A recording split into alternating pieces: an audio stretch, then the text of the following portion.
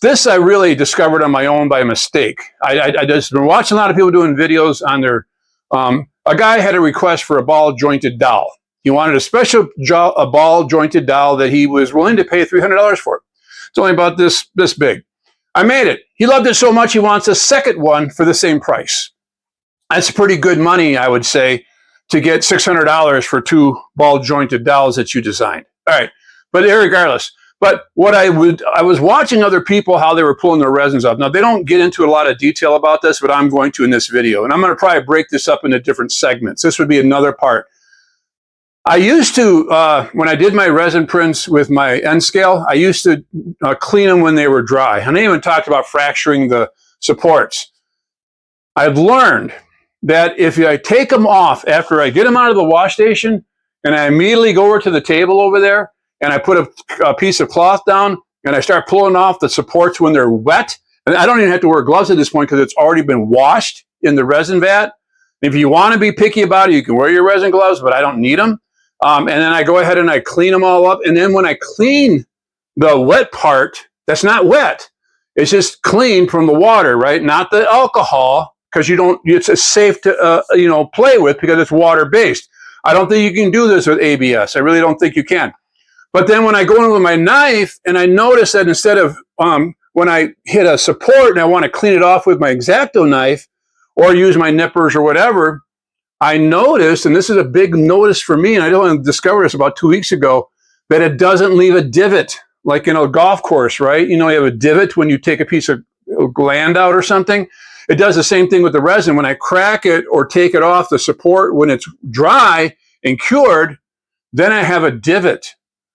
And I don't like that. But when I notice that when I take it off when it's wet, it doesn't leave a divot. And then I could even take my knife and scrape it off a little bit more better, and it actually peels it off like as if I'm scraping clay, which just blew me away. Because see, it's not cured. It's still soft. It's still pliable. So let's say on this ball jointed dowel, it has a lot of parts that are real flimsy, right? That would just snap off in the middle of a second if it would drop on the floor like glass, right? So I imagine ABS would do the same. I don't know. I don't work with ABS that much. I don't like it.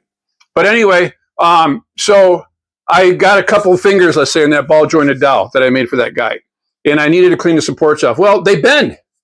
They bend now because they're water and they're wet. They're not cured. It's still soft. It's still pliable.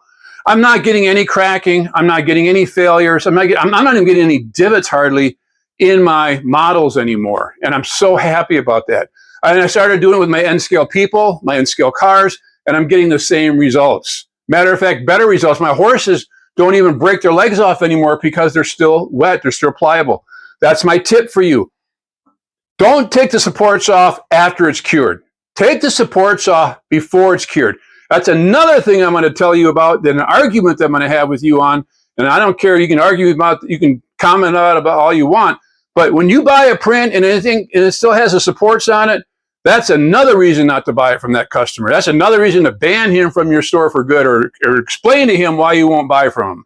Because I'm telling you right now, if you take them supports off when they're wet, you're going to have a really nice looking print, and you're going to have a whole lot less cleanup. I guarantee it. A lot of less filling too. I'm just shocked at the results of taking stuff off, being wet, and then going over to my table and then cleaning it up. And it's just, I can't tell you how nice it is.